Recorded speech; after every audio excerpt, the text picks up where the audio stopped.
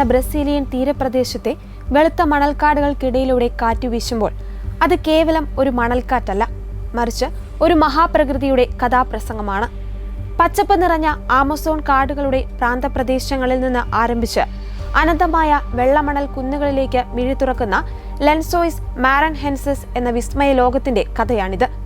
ഒരു വനം മരുഭൂമിയായ ചരിത്രം. നൂറ്റാണ്ടുകൾക്ക് മുമ്പ് അറ്റ്ലാന്റിക് സമുദ്രം കരയെ പ്രണയിച്ചു തുടങ്ങിയ കാലത്താണ് ഈ കഥയുടെ തുടക്കം. വടക്കൻ ബ്രസീലിന്റെ തീരത്ത് പറനൈബ, പെക്യു എന്നീ നദികൾ ഒഴുകിയെത്തിയിരുന്നത് ടൺ കണക്കിന് വെളുത്ത മണലുമായിട്ടായിരുന്നു. എന്നാൽ കടൽ ആ മണലിനെ തിരിച്ചയച്ചു. ശക്തമായ സമുദ്രക്കാറ്റും വേലിയേറ്റവും ചേർന്ന് ഈ മണലിനെ കരയിലേക്ക് തള്ളിക്കയറ്റി. ആദ്യകാലങ്ങളിൽ ഇതൊരു ശാപമായാണ് കരുതപ്പെട്ടിരുന്നത്. പച്ചപ്പ് നിറഞ്ഞ തീരങ്ങളെ മണൽ വിഴുങ്ങുന്നു എന്ന് തോന്നിപ്പിച്ചു. വർഷങ്ങളിൽ പകുതി സമയവും നിർത്താതെ പെയ്യുന്ന മഴയും ബാക്കി പകുതി സമയം വീശിയടിക്കുന്ന വരണ്ട കാറ്റും ചേർന്ന് ഈ പ്രദേശത്തെ രൂപപ്പെടുത്തിക്കൊണ്ടിരുന്നു. പോർച്ചുഗീസ് ഭാഷയിൽ ലെൻസോയ്സ് എന്നാൽ പുതപ്പുകൾ എന്നാണ് അർത്ഥം.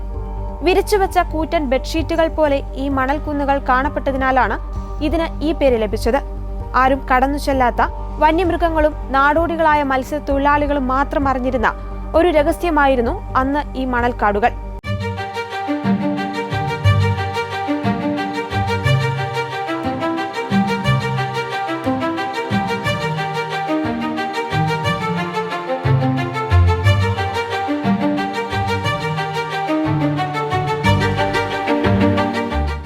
ഇന്ന് ലാംഗോയ്സ് മാരൻഹെൻസിസ് ഒരു അത്ഭുതമാണ്. കാഴ്ചയിൽ ഇതൊരു മരുഭൂമിയാണെന്ന് തോന്നുമെങ്കിലും ശാസ്ത്രീയമായി ഇതൊരു മരുഭൂമിയല്ല. കാരണം ഒരു മരുഭൂമിക്ക് വേണ്ടതിനേക്കാൾ 300 മടങ്ങിലധികം മഴ ഇവിടെ ലഭിക്കുന്നുണ്ട്.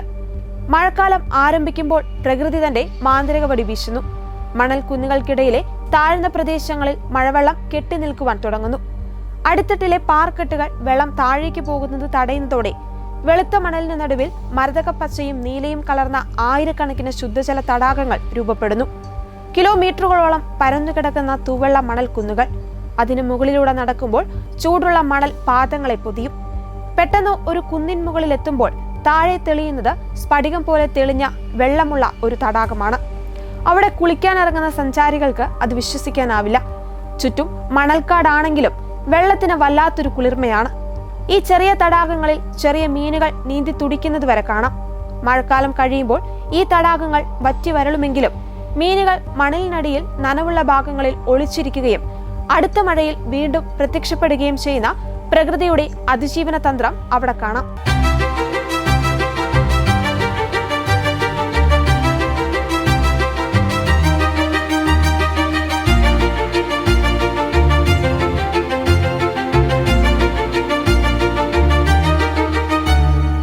ഈ പറുദീസ എങ്ങനെയാണ് ലോക ശ്രദ്ധയിലേക്ക് വന്നത്? അതൊരു വലിയ കഥയാണ്.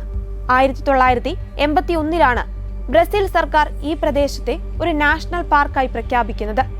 എന്നാൽ അതിനു മുമ്പ് ഇതൊരു ദുർഘടമായ പാതയായിരുന്നു.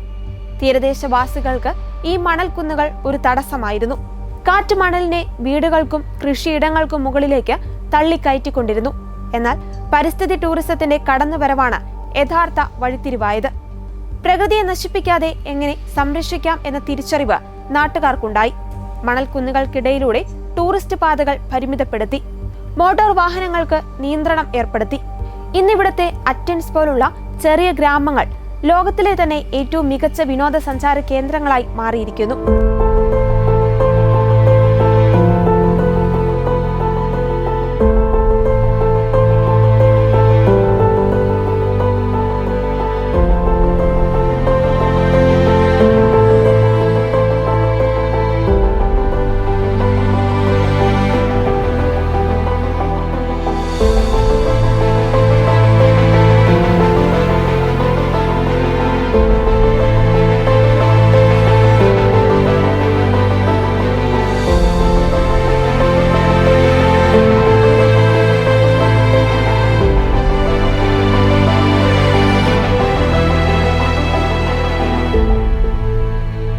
മറ്റൊരു വലിയ കണ്ടെത്തൽ ഇവിടുത്തെ പരിസ്ഥിതിയുടെ സവിശേഷതയായിരുന്നു. മരുഭൂമി എന്ന് തോന്നിപ്പിക്കുന്ന ഈ ഇടം എങ്ങനെയാണ് തൊട്ടടുത്ത ആമസോൺ കാടുകളെ പോലെ പച്ചപ്പിനെ നിലനിർത്തുന്നത് എന്ന പഠനങ്ങൾ ലോകമെമ്പാടുമുള്ള ശാസ്ത്രജ്ഞരെ ഇവിടേക്ക് ആകർഷിച്ചു.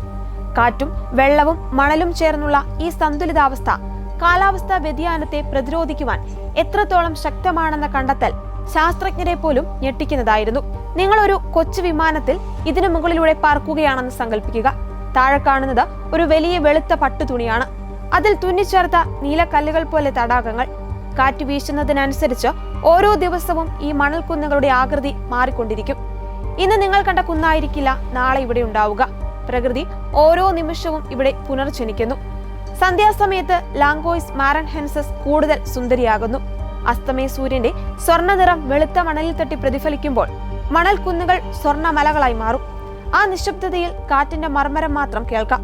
ഒരു വശത്ത് അലറുന്ന അറ്റ്ലാന്റിക് സമുദ്രം, മറുവശത്ത് നിഗൂഢമായ ആമസോൺ കാടുകൾ, നടുവിൽ ശാന്തമായ ഈ മണൽ വിസ്മയം. ലാംഗോയ്സ് മാരൻഹെൻസസ് നമുക്ക് നൽകുന്ന പാഠം ലളിതമാണ്. പ്രതികൂല സാഹചര്യങ്ങളിലും വിസ്മയങ്ങൾ ഒളിഞ്ഞിരിപ്പുണ്ട്. ഒരു മണൽക്കാട് എങ്ങനെ ഇത്രയധികം മീനുകൾ, പക്ഷികൾ, സസ്യങ്ങൾ എന്നിവയെ ഉൾക്കൊള്ളുന്നു എന്നത് അത്ഭുതകരമാണ്.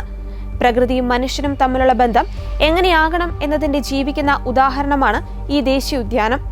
മണൽ മൂടിയ ഭൂതകാലത്തിൽ നിന്ന് വിനോദസഞ്ചാരത്തിന്റെ വർത്തമാന കാലത്തിലേക്കും പരിസ്ഥിതി സംരക്ഷണത്തിന്റെ ഭാവിയിലേക്കും ഈ വെള്ളമണൽ പുതപ്പുകൾ ഇനിയും നീളും.